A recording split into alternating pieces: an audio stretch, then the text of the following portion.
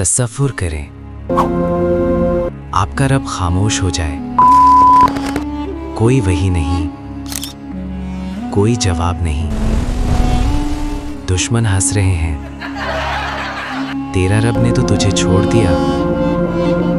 क्या नबी सल्लल्लाहु अलैहि वसल्लम भी ऐसा महसूस कर सकते थे? सुनो, ये सूरत दुहा की कहानी है। नबी सल्लल्लाहु अलैहि वसल्लम पर वही आ रही थी, फिर अचानक रुक गई। दिन गुजरे, हफ्ते गुजरे, कुछ लोग कहते हैं 6 महीने तक दिल टूट रहा था। क्या अल्लाह नाराज हो गए? क्या नबूवत खत्म हो गई? या कुछ और था?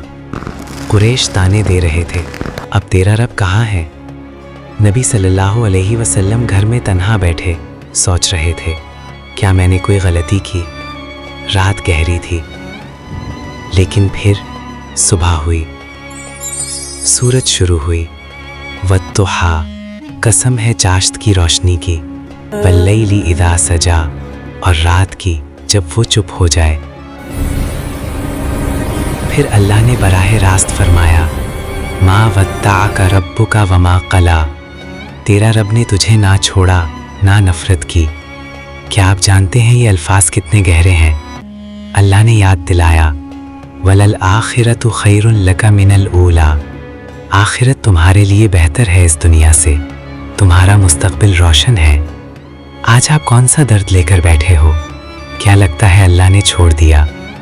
नबी सल्लल्लाहु अलैहि वसल्लम को तसल्ली मिली, दिल भर आया।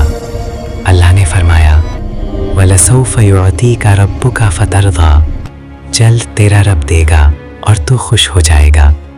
ये वादा सिर्फ नबी सल्लल्लाहु अलैहि वसल्लम का नहीं, हम सब के लिए उम्मीद है।